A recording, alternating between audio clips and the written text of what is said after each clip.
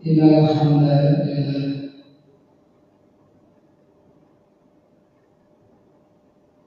nahmaduhu wa nasta'inuhu wa nastaghfiruh wa na'udzu billahi min shururi anfusina wa sayyiati a'malina may yahdihillahu fahuwal muhtadi wa may yudlil falan tajida lahu waliyyan mursyida. Amma ba'd.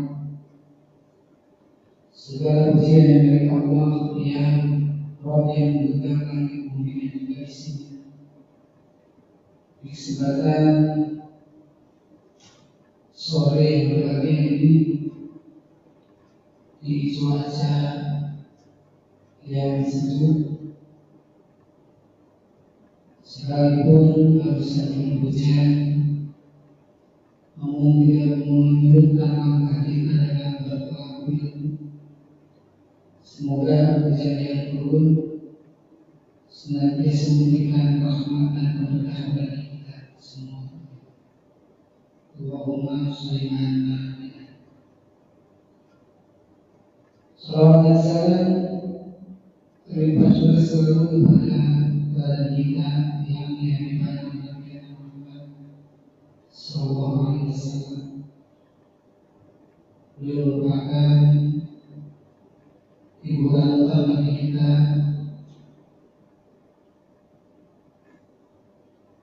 dan juga keluarga kita, sahabat, tabi'in, dan juga ulama, baik ulama mutaqaddimin atau ulama mutaakhirin.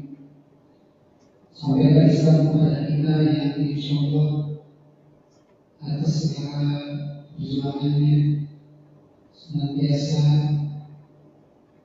Allah berikan pahala yang setimpal dengan amal kebajikan dan menempatkan Rasulullah di surganya karena kesolehannya dalam menyampaikan risalah.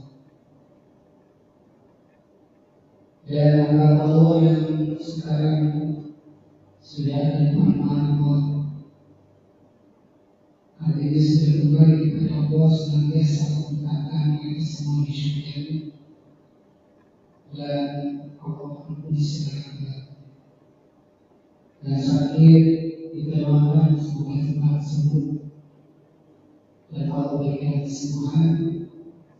Allah angkat penyakitnya dan diganti dengan kesehatan seperti biasa. Yang sibuk banyak masalah, semoga Allah ringankan masalahnya dan Allah berikan solusi yang terbaik untuk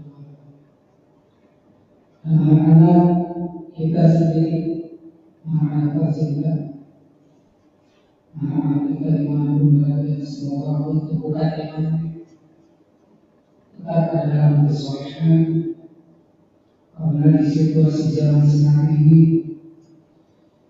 begitu banyak tantangan yang akan menimpa kepada anak cucu kita yang masih ada. Sekiranya kita diberi dengan keimanan, maka anak cucu kita akan mengikuti zaman yang ada. Dan pada akhirnya anak-anak kita yang menjadi korban zaman. Untuk itu, jika sudah kembali dengan keimanan dan ketakwaan, insyaallah situasi zaman apapun tetap akan berada dalam posisi kesolehan. Jawabannya seperti emas yang dilempar ke sana ke sini, tetap emas yang emas. Sekalipun ada di kepala lumpur yang namanya emas yang emas, tetap akan dicari semua. Jadi dengan tembaga orang tidak sendiri, tapi kalau emas orang akan. Artinya sekalipun kita bergaul dengan lingkungan masyarakat apa, jika sudah dibentengi dengan keimanan, maka insyaallah anak kita akan tumbuh dengan baik sekalipun kita tenang. Ibu yang berkata Allah Subhanahu wa Ta'ala, Pada kesempatan sore yang berbahagia kita kembali kepada hal yang sungguh urgen di situasi kondisi saat ini. Kalau saya cek di SD, nggak tahu kalau di SMP, kayaknya udah jauh. Ketika saya tanya sholat, bacaannya dan prakteknya, pelaksanaannya ternyata anak ini menghubungi. Di satu kelas saya cek berapa orang yang sholat, hanya ada satu buku, ternyata belum ada sholat. Ada sego anak-anaknya, orang tuanya, karena yang menjadi berada adalah kedua orang tuanya.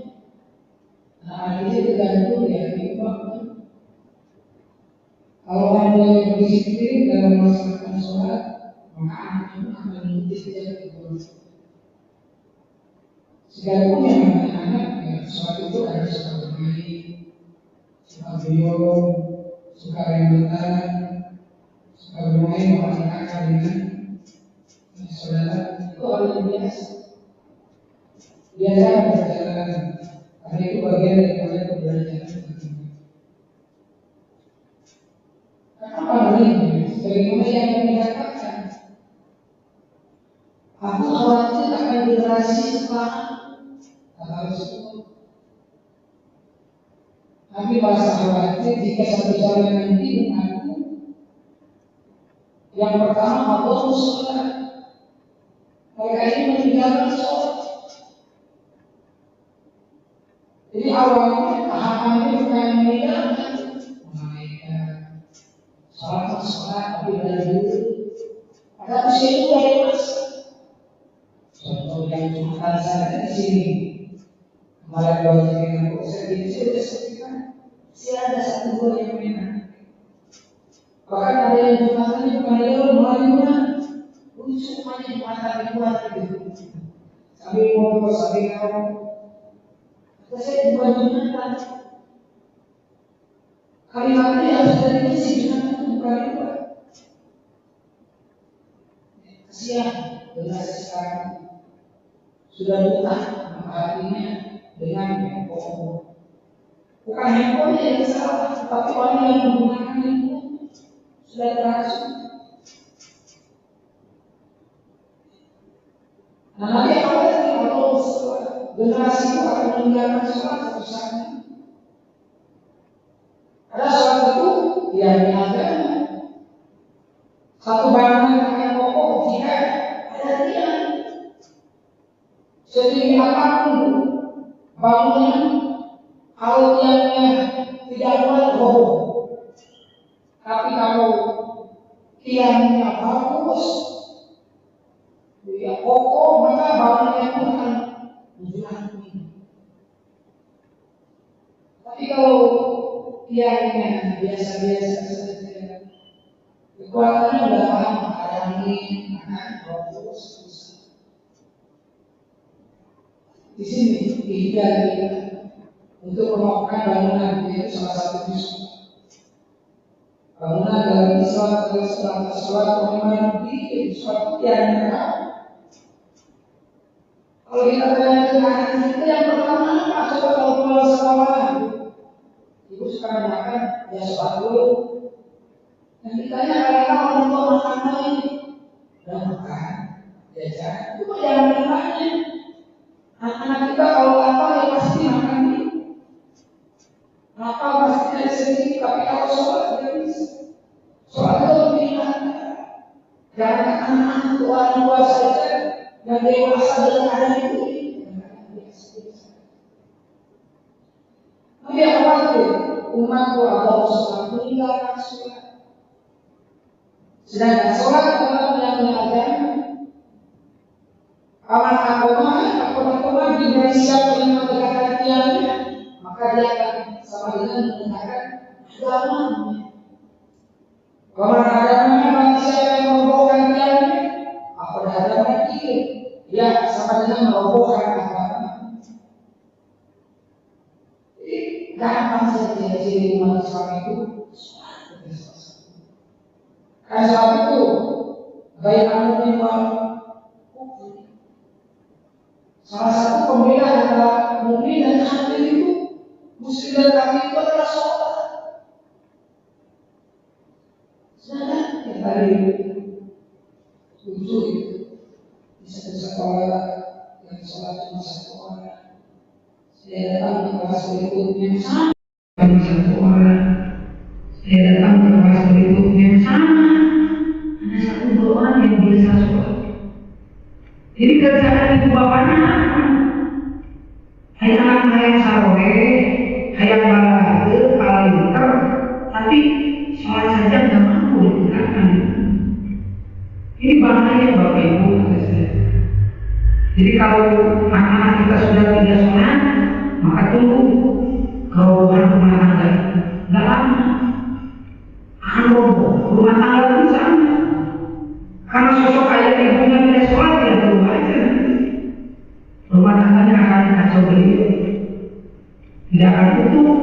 Tapi kalau masing-masing pada sholat di satu rumah itu, maka rumah itu akan kokoh. Sama dengan agama itu gambarannya. Ya, karena sholat merupakan tiangnya ada. Kalau dalam satu rumah tangga suami istri yang satu sholat yang satu enggak, ya tunggu saja. Ibaratnya kalau ada 4 tiang, 1 tiang roboh gimana bangunan, lama-lama akan roboh. Istrinya rajin sholat, suaminya dulu. Jangan-jangan rumah tangga itu akan berantakan. Maka salah satu ikhtiar kita, ya ajak anak-anak, dia mandi, dia sendiri punya anak kecil apa lagi. Jangan pernah beda. Ini yang dikhawatirkan kata Rasulullah. Yang kedua, kalau sudah meninggalkan sholat, wattaba'i syahwat, yakin kata Nabi, orang itu akan mengikuti syahwat keinginan setan. Karena sholat sebagai benteng, ya, penjaga ataupun filter dari perbuatan-perbuatan fahsya dan munkar. Inna sholata tanha 'anil fahsya'i wal munkar.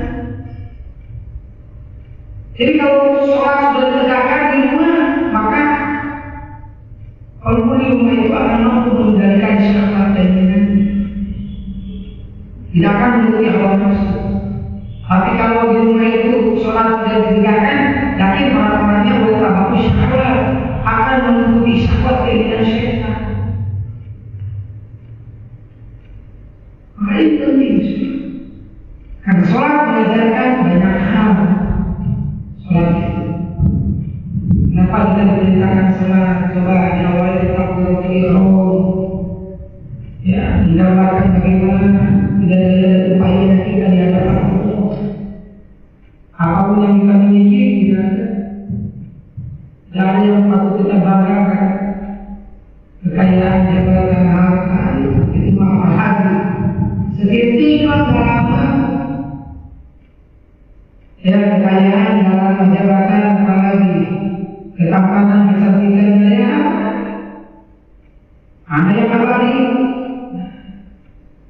Makanya Allah diawali dengan takbiratul ihram, membuka dada kita di hadapan Allah, berserah diri kepada Allah bahwa ini kita ini malu-malu, la haula wala quwwata illa billah.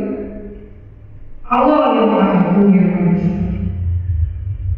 Jadi mulai takbiratul ihram, terus rukunya bagaimana ruku, ya, merunduknya kita, merendah kita di hadapan Allah.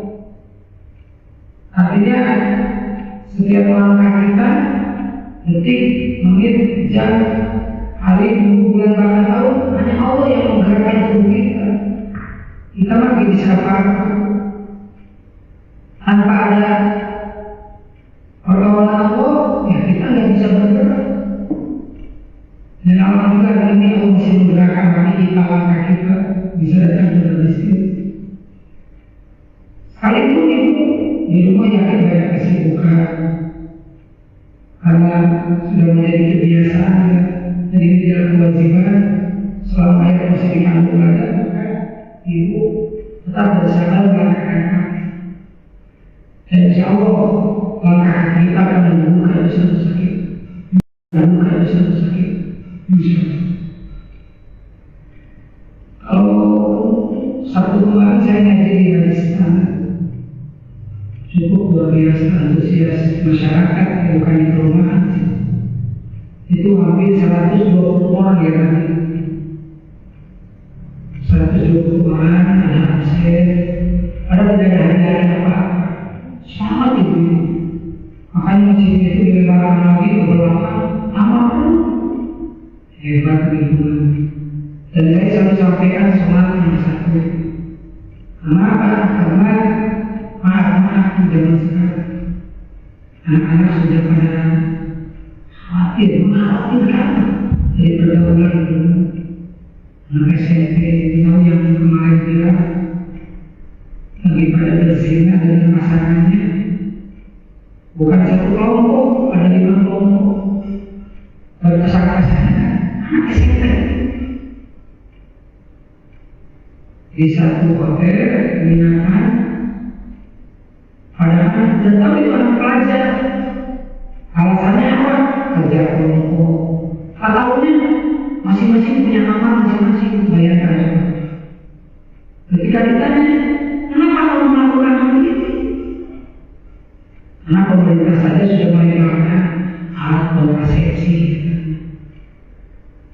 Anda hamil kalau berzina itu dengan alat kontrasepsi. Padahal bukan salah itunya, hamil tidak hamilnya, alat pakai bedanya, tetapi berzina. Ya, ketika dua insan bertemu bersatu padu, dua alat tadi, maka itu adalah zina, tidak boleh. Mau keluar air atau tidak haram, hukumnya tidak boleh. Nah, si pelajar itu ditanya karena alasannya ada alat kontrasepsi. Dan di pasaran dijual bebas.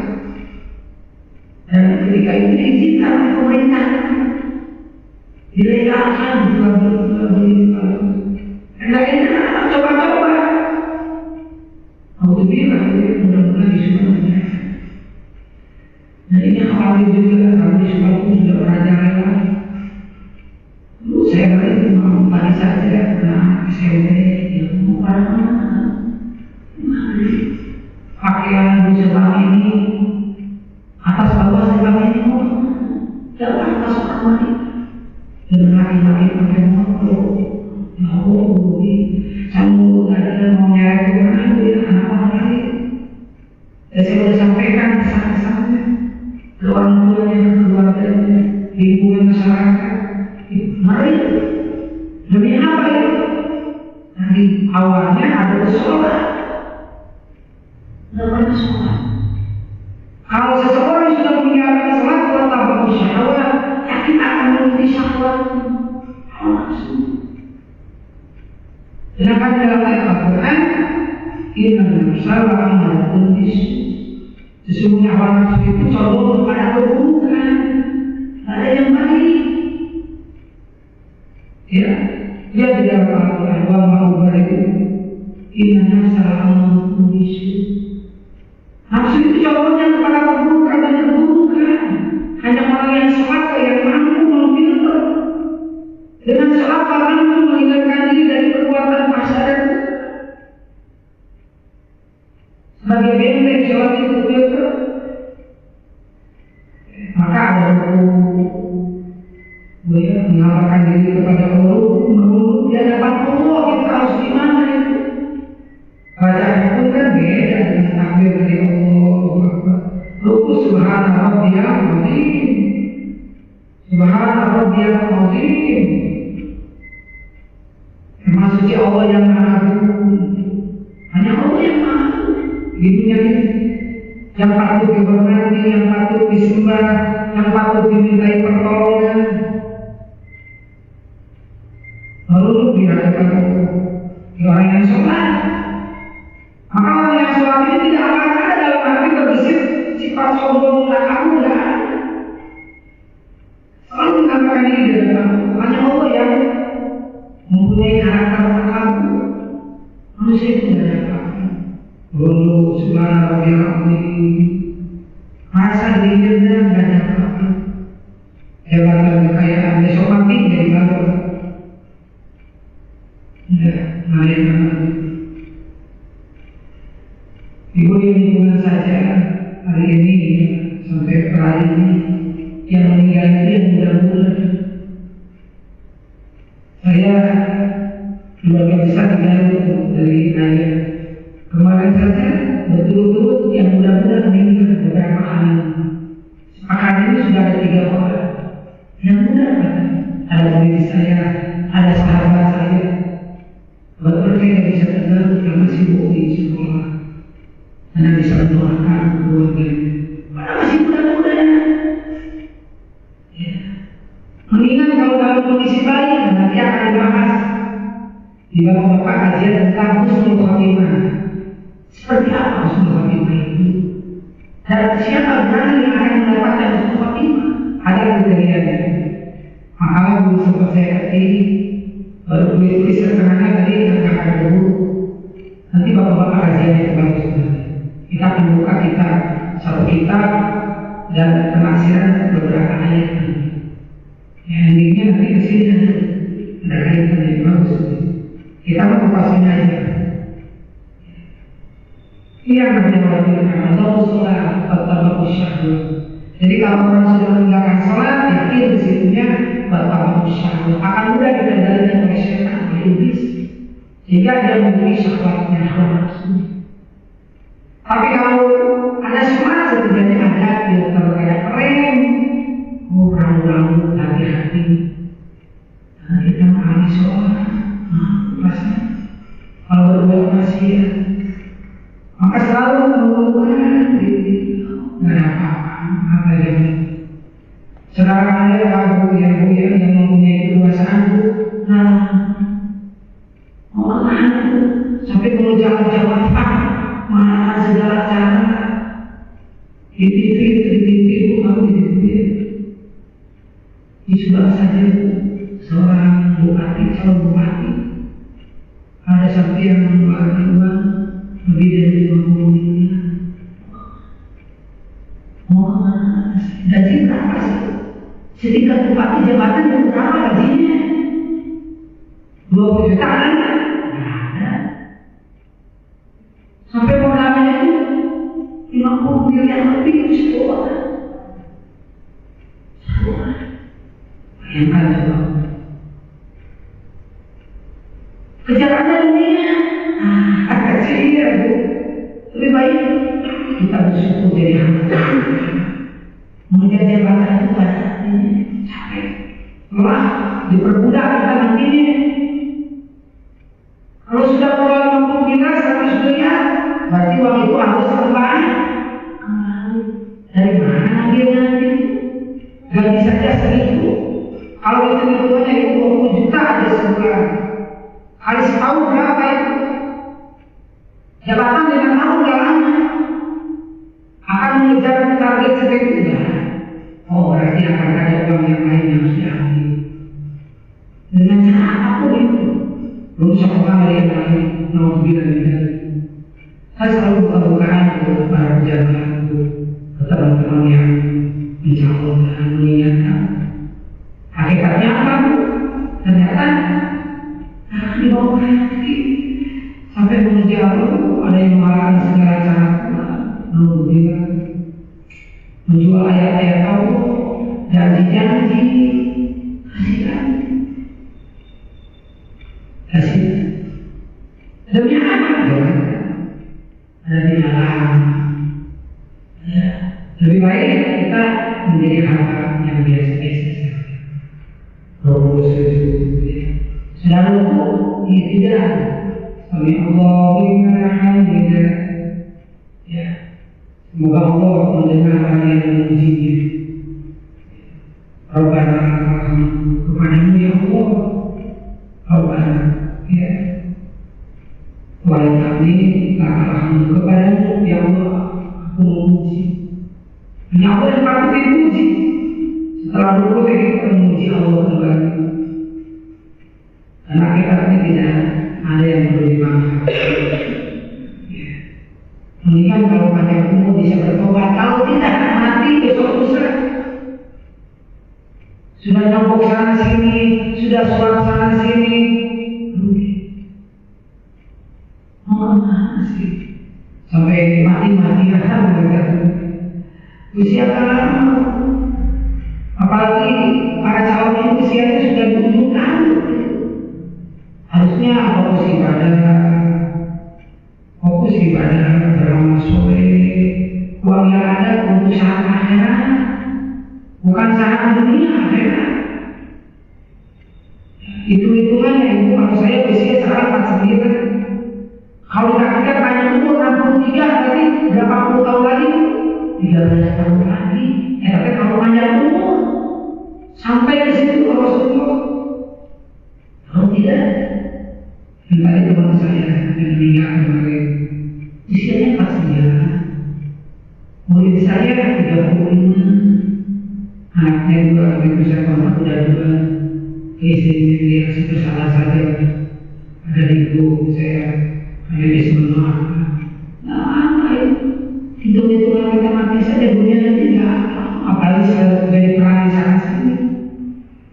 Kiamat sudah semakin dekat. Kalau paham saya dengar, paham dari ibu anaknya, nama anaknya kan, kiamatnya di sana. Bukan akan gitu orang pada sibuk-sibukan. Ruku itu, ya. Terus tidak. Dan yang terakhir kita sujud itu, sujud, ya. Sujud. Ke bawah ya. Dan di situ ada 5 anggota sujud yang harus benar kata Rasulullah. Itu harus kena ke lantai. 5 anggota sujud itu. Ibu yang katanya ada hidung dan ini satu ke bawah. Ada kedua telapak tangan. Terus nggak boleh begini. Abu Hajir sujudnya bisa dari telapak kaki. Dan yang berikutnya 2 lutut. Terus kena 2 lutut. Bukan 2 kulit lutut, salah. Kalau kulit lutut nanti hukum di golongan mana? Kalimatnya 2 lutut. Makanya nggak perlu lutut di golongan. Maksudnya kulitnya kena lantai itu tahu. Kalau daging hidung ya kena, ya masuk. Kalau lutut nggak perlu diulangi, biasa aja pakai celana, pakai bukan. Dan yang berikutnya 2 telapak kaki, 2 telapak kaki, bukan ujungnya, tetapi ini dilipat menghadap ke kiblat. Menghadap ke kiblat. Jadi bukan ujung jari begini, sujud itu bukan begini. Kaki begini bukan, tapi lipat. Ya kan jari-jarinya begini. Itu yang sujud. Gimana ya? Konsepnya jelas, satu mengatakan diri dalam lebih lagi. Semakin banyak harta, semakin tinggi jabatan, harus semakin berat. Kalau tadi cuma luput, sekarang di sudut, membina di sudut. Harus lebih mengatakan diri kepada Allah. Maka di situ kita memuji Allah Subhanallahi wa ta'ala. Subhanallahi wa ta'ala. Lalu seperti kalau sekolah saya kaget, maksudnya saya beri, saya tidak tahu. Membaca sekali, ruku, Subhanallah ya ahli wa bihamdi. Ahli sahabat Subhanallah ya Rabbiya. Subhanallah. Lancar. Sudah saya katakan lagi pula. Ngajinya itu, oh gini ya, jangan sewa di agak-agak diskusi. Subhana rabbiyal azim, Subhana rabbiyal azim. Bukan azim, tapi azim. Subhana rabbiyal azim. Nah, kita ingin pakai rumah dengan hati. Sujudnya Subhana rabbiyal a'la. Lalu maha tinggi, maksud Allah yang maha tinggi, maksud Allah yang maha tinggi. Subhana rabbiyal a'la.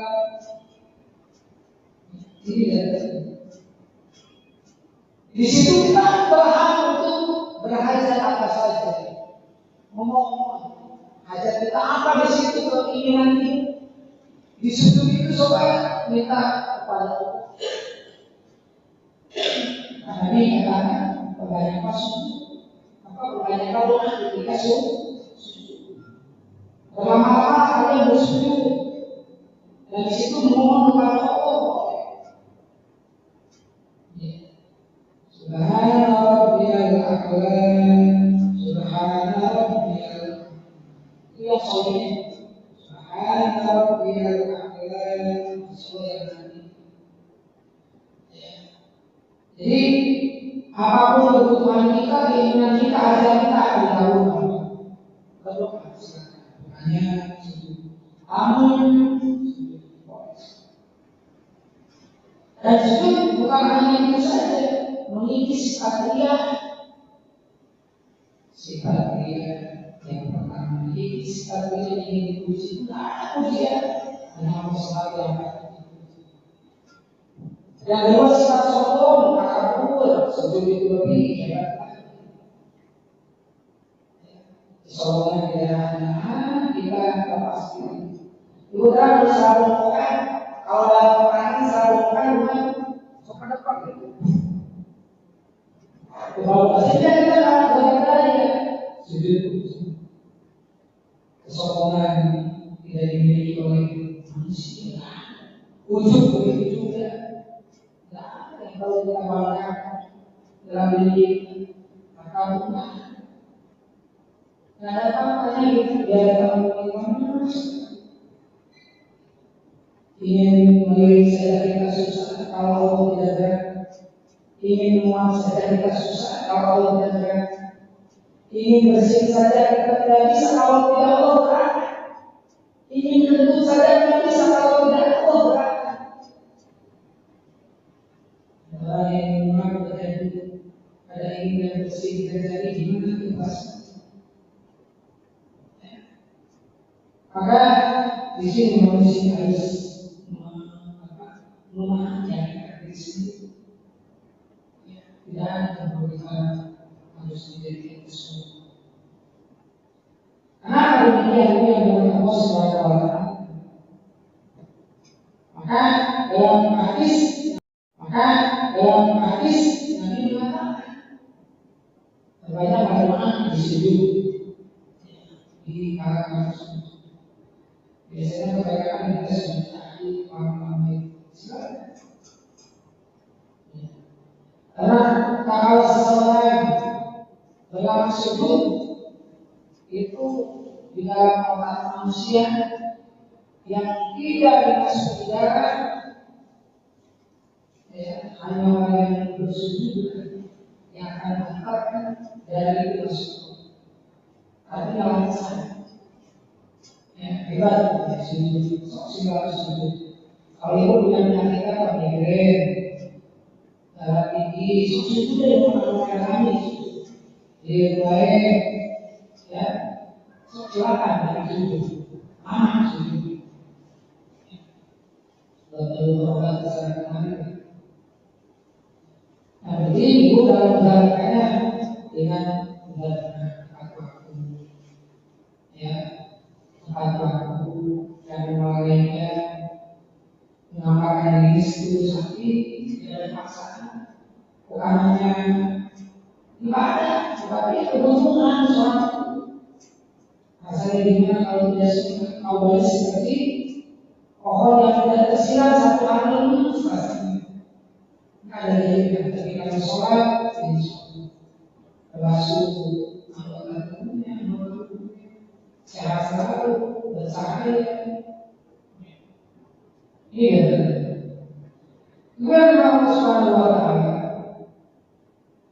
Maka berkaitan dengan sujud itu sendiri, apakah seorang yang sholat tidak mau takbir, tidak mau rukuk, tidak mau sujud, berarti dikatakan hatinya dalam yang akan punya sujud.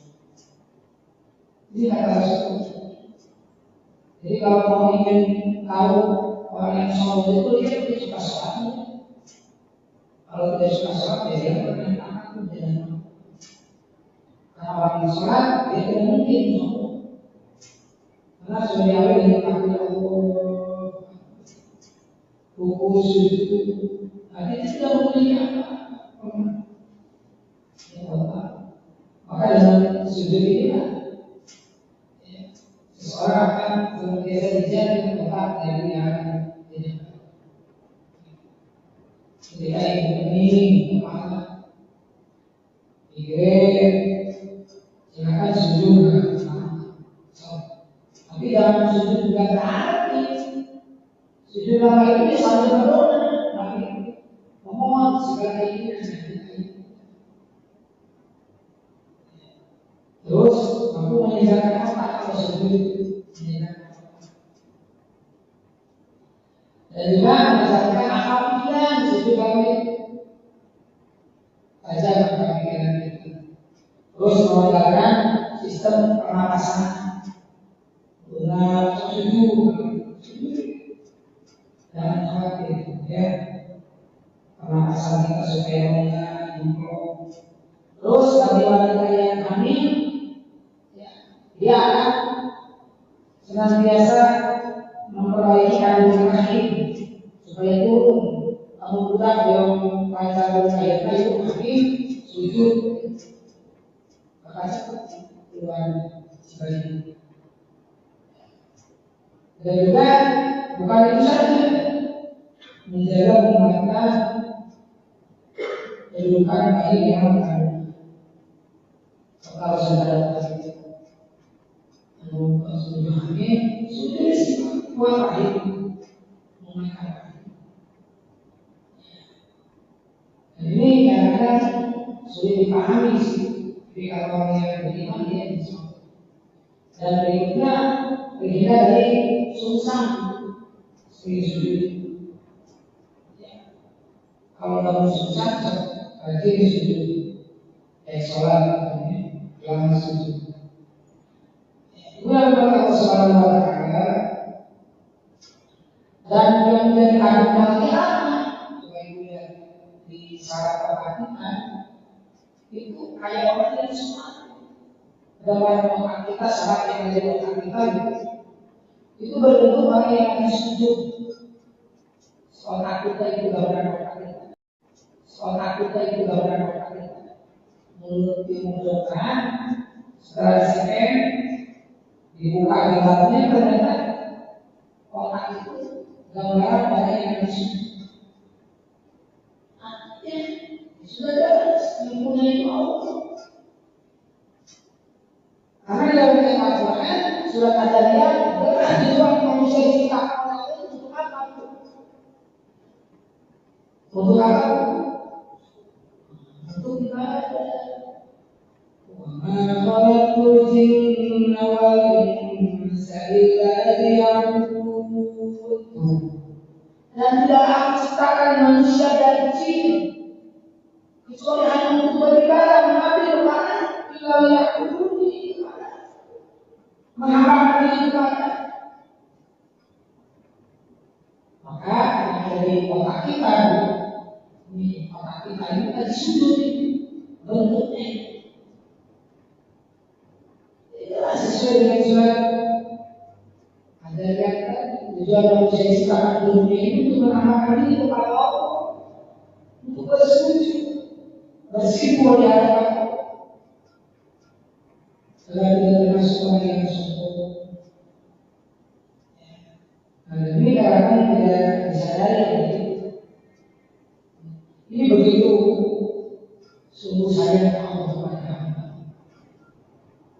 Jadi seorang kembali lagi sebagai benteng yang akan menghalangi syahwat menguasai jiwa. Ya, kalau sekiranya syahwat itu tadi sudah kita condong kepada keburukan, maka kendalikan dengan sholat. Dengan sholat takbir berkhusus. Jadi catatan penting dalam rumah tangga, jika tidak ditegakkan sholat, dia akan roboh rumah tangga itu sama. Bagaimana kalau rumah tangga itu tiang-tiangnya saja sudah roboh, pasangan sudah tidak menguatkan tiangnya, ya belum bisa. Orang tua kita di sholat, anaknya dia tiangnya akan ada yang roboh. Alangkah rugi. Ada satu rumah tangga, ada satu tiang yang roboh, yang ikut nanti yang lain itu roboh. Ya, kalau sudah roboh susah untuk membangun kembali susah. Suka ada bekas. Maka anak-anak kita oleh kami diperintahkan adik aulakan bisa disini asokan.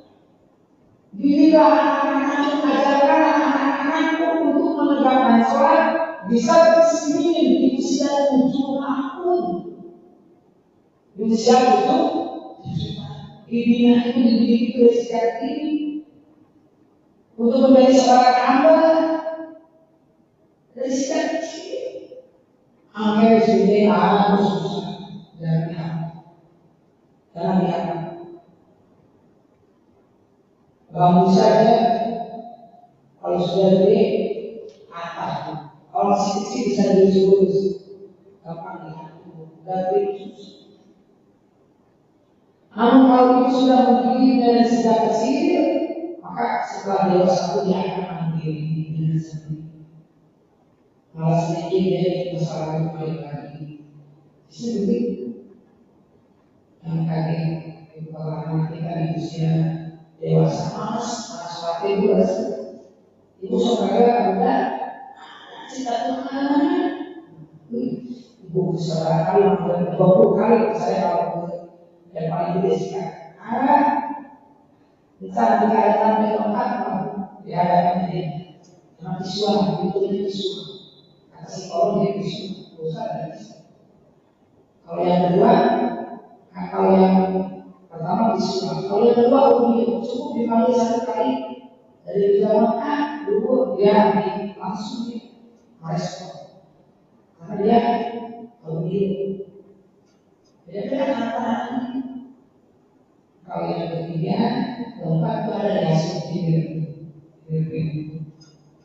ya. Seperti kalau yang kelima belum. Kalau itu waktu itu keempat berkenal, bayang dulu. Kalau karakternya orientasinya begini. Ada yang banyak juga belajar dari situ.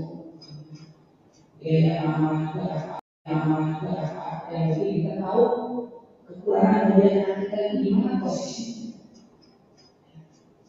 Itu dan kita kadang-kadang susah mengambil satu kali waktu. Ya, jangan pernah bosan mengingatkan sholat. Ya, di situ zaman sekarang ini sholat dari dulu, sholat dari ini itu kan.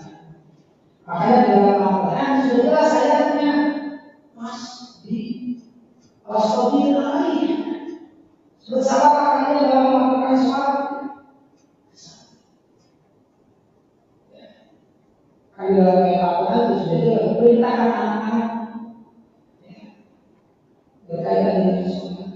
Wasfobir lainnya dan jangan lupa untuk bersabar dalam menghadapi ini. Karena mungkin anak untuk menegakkan sholat ini luar biasa ujian-ujian godaan. Kadang-kadang jangan anak-anak atau buku, orang dewasa saja, orang tua saja,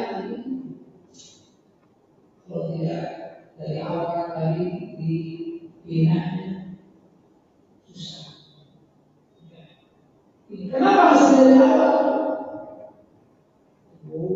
Lebih baik kita awal dari sekarang, capek daripada nanti sampai ke akhirat. Melihat anak kita adalah artinya alhamdulillah ini. Makanya Allah firmankan dalam Al-Qur'an, jaga diri dan keluarga dari sakit. Bersabar. Lebih baik capek sekarang dari sekarang. Daripada yang sekarang ini, dia akan capek bersama. Rumah tangga kayak itu. Mudah-mudahan kita tuh bikin ilmunya, bikin anaknya, bikin ahli, full gitu kan. Jadi bebas, bekerja dengan sangat besar. Kalau anak sekarang nggak mau capek, nanti dia akan capek di masa tua. Belum nanti akhirat tuntutan dari anak-anak. Lebih baik capek sekarang dari sekarang. Capeknya sampai benar, karena Allah. Sisanya sudah bingung dengan cara ini. Ya, jalan-jalan lebih jika batu korban itu berarti betul ya. Masih murah lagi, ayo masih nongkrong di mana jalan-jalan. Capek, mungkin capek dia berusaha itu. Soalnya itu baru kita senang ya. Kemudian itu berdua itu suka masalah kalau tidak pernah masalah. Jadi itu tidak apa. Melakukan sholatnya sendiri ada dua sebelum mana salah kita di mana dalam menerapkannya. Makanya itu karantina itu saya setiap hari hanya di sini yang mahal karantina tidak usah ya psikolog yang sudah senior ahli di bidangnya. Saya sering apa-apa di siapapun, tapi kok kenapa? Oh ada yang salah ini di sini. Oh ini. Jadi saya minta ilmu. Tak pernah mau menatap masa depan supaya kita bagi surga dengan Allah itu kapan? Ya dari sekarang sampai ini berusaha, terutama yang menegakkan sholat. Setiap hari dengan anak yang lebih kuliah walau mereka. Kalau kamu sudah tepat dalam sholat, maka kamu akan sukses dengan dunia. Kalau sholat saya sudah dinaikkan, bagaimana mungkin Allah mau memberikan rezekinya? Allah itu tidak akan mengkhianati janji-janjinya. Inna Allah itu, Allah tidak akan apa? Inna Allah itu yang tidak akan pernah mengkhianati janjinya. Hanya manusia yang suka mengkhianati. Allah itu umumnya astagfirullah. Kalau kamu mengatakan ini, kata astagfirullah. Asal itu ngomong. Perlu dengan kesabaran seperti lagi. Kesabaran ini, sabar. Jangan pernah bosan. Ya, jangan pernah bosan. Ya, akan menjadi itu sholat. Ibu yang mengatakan Subhanahu wa ta'ala. Maka kembali kepada ayat Al-Quran. Ya. Ayat Al-Quran. Apa yang disebutkan? Dirikanlah sesuatu. Apa yang disebutkan? Dirikanlah sesuatu. Dirikan. Itu kalau mendirikan, itu tahu nggak dari mana? Dari mana? Bukan membangun, dirikan. Dirikan itu dari fondasi dari bawah. Supaya kokoh gimana? Ya, tentu. Bukan hanya kesabaran, ibu lupa dia doa, kadang-kadang ibu sering berdoa, ibu dia sudah kesana kemari, mendidik sudah maksimal, serahkan kepada Allah. Kalau sudah ada ibu betul-betul mendidik anak kita, di usia 7 tahun, di usia 10 tahun, masih belum sholat. 7 tahun yang sholat buku, di usia 10 tahun pisahkan dari tempat tidur kedua orang tuanya, jangan bersama kembali dengan kedua orang tuanya ke 1 tahun. Lalu sudah punya tempat masing-masing, Gimana kalau rumah setir, ada penghalang hijau yang terbuka dengan kedua orang tua. Bisa 10 tahun Islam mengajarkan kemandirian dewasa di situ akan muncul. Ibu yang dirahmati Allah Subhanahu wa Ta'ala, dan sholat. Ibu yang dirahmati Allah Subhanahu wa Ta'ala, dan sholat bukan hanya tiang. Sholat merupakan penuh di dalam ayat Al-Quran. Coba lihat, wasta'inu bis-sabri was-shalah. Betul kan? Dan mohonlah kepada Allah pertolongan dengan apa? Sholat. Artinya sholat itu merupakan solusi yang terbaik. Ibu kalau dalam mengisi susah, mentok, bagi ada masalah, satu, wasta'in, dan mohonlah pertolongan kepada Allah di sholat dengan sholat. Yang pertama dengan salat tadi, yang kedua dengan sholat.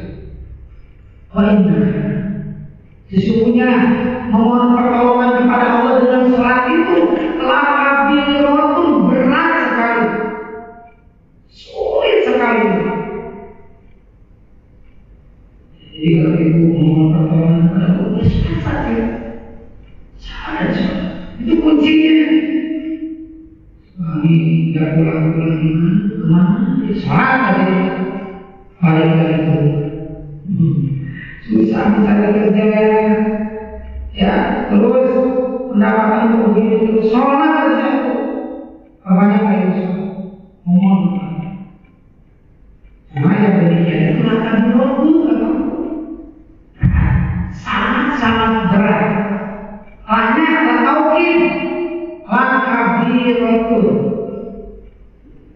Kabiratu itu berat. Hanya tauhid sangat-sangat berat. Jadi memohon pertolongan kepada Allah dengan sabar dan sholat itu, dengan sholat itu kabiratu sangat. Ilah kecuali siapa berani mudah untuk menjalankan sholat sebagai pertolongan dari Allah. Illa al-khasyin, kecuali orang yang khusyuk, yang akan benar-benar mampu dan sanggup mengerjakan sholat. Seberat apapun sholat akan dijalani, karena sholat merupakan pertolongan yang akan memudahkan berbagai urusan. Orang yang khusyuk yang bisa. Ibu tahu nggak yang khusyuk? Ibu tahu khusyuk? Khusyuk itu tahu dan tahu? Oh, khusyuk itu apa? Tunggu gitu. Atau orang yang orang sholatnya atau gimana? Khusyuk. Khusyuk itu adalah menghadirkan hati dan menetapkan Allah di dalam diri. Hadir hati itu ketika sholat Allah, bukan Allahu Akbar, tapi hadir dari mana? Melamunkan. Hadir di hadapan Allah di sini. Khusyuk. Jadi khusyuk itu bukan kita taat, tapi khusyuk dari kita tahu tapi bohong. Kalau enggak dulu pernah disampaikan yang khusyuk itu contohnya salon murah itu, salon murah tak mewah. Karena saya biasanya siapa yang pujian, si para salon itu, ya kita akan tes kekhusyukan kata si orang yang ahli itu sendiri. Ini dari baca Allah, kata si Paulus, kalau kita akan tes kamu khusyukan dalam sholat. Limaannya berjajar. Oh, wah, dari kaki gitu ya, dari luar. Takbir itu berapa? Ada sampai 5 menit takbir. Dikira yang khusyuk itu begitu. Ya, si Paula ini begitu. Dia bawa kita itu kita, aja. Sok sholat sih kamu, 2 rakaat subuh. Saya akan menghitam Nah, kita separuhan itu orang. Setelah beres kita ditanya udah sholat satu persatu. Si A musuhnya si B musuh. Jawabannya dari yang ke 1 sampai ke 4 sama jawabannya. Tidak mendengar apa-apa. Padahal suara kita tadi dari depan. Yang kelima yang jujur mendengar itu suara kita tadi yang pakai. Nah kita ada bertanya, saya mau fokus kepada bahasa. Kata Pak Lurah, ini Lurah yang kalau yang benar ini Lurah. Apa pendengaran? Mau apa? Udah orang kata kenapa? Karena dia tidak mendengar apa-apa. Jadi yang menulis itu yang kelima. Telinganya berarti dia mendengar kita. Tidak benar suara kita. Supaya dia fokus pada bacaan. Itu fokus itu. Tidak bisa. Kalau anak-anak suka itu ibunya, biarkan anak-anak. Yang penting itu fokus kepada bacaan suara. Itulah khusyuk. Menghadirkan hati kita di hadapan. Kalau berisik-berisik itu wajar. Kita kalau nggak berisik, mau kapan itu sholat? Hari saja. Disuruh bacakan itu kan, buru ajak buru. Boleh sholat, tapi nggak boleh mengalami anak. Ya, kalau mengalami anak dia mengkaji, kalau batang tuh. SPB juga lagi sholat itu coba kita. Kalau maka pun kamu itu dia mulai. Yang penting doakan sama hati-hati deh. Kalau dia terus, pemain itu si gerbis, si jatuh jangan. Doakan saya selama hati-hati ya. Keren ya. Dan si hubungannya dia cincin. Lompatan di dalam dulu kayak gini. Anak begitu dia yang penting selamat. Ya, ini biasakan dulu ke anak kita. Ya, sholat. Jadi selama akhir masih kita mengajar sholat yang kita. Ini sebagai benteng kamu masih ada. Dia sholat dari mudah. Allah menguatkan iman cucu kita di masyarakat. Makanya saya segera doa kepada Allah sebagaimana doa Nabi Ibrahim. Apa doanya? Rabbi ja'alni muqimas shalah wa min dzurriyyati Rabbana wa taqabbal du'a. Rabbi Allah jadikan anak cucu kami, dunia kami mungkin sholat yang senantiasa menegakkan sholat dimanapun dia berada. Kami dunia bukan hanya kami ya Allah, tapi dunia keturunan kami juga sama. Robbana ya Allah, hanya Engkau yang melakukan permohonan aku. Ini doa. Ya, perlu banyak doa, banyak tanda. Doa saya cuma Rabbi ij'alni muqimas satu. Yang kedua, Allahumma qini bi haramika wa bi siwa. Meminta banyak, dan minta banyak. Jauhkan aku mohon kepadamu rezeki yang halal, hindarkan dari yang haram. Segitu aja. Memohon kepada Allah. Di sholat sudah ada Rabbi firli warhamni wajburni warhamni Fazuki wahidi wahafini wafukani. Itu kumpir doa itu. Baik, tahun 2000 di sumur kau. Di sholat semuanya ada. Ya, nggak perlu banyak yang umur meminta tahu. Yang ini saja. Demikian yang buat Allah Subhanahu wa Ta'ala. Mudah-mudahan kita tidak pernah bosan untuk mengingatkan anak kita sholat. Di sholat kita sholat dalam saat yang terbiasanya. Demikian mohon dimaafkan segala khilaf berada dalam Rasulnya. Jangan kembali pada saya.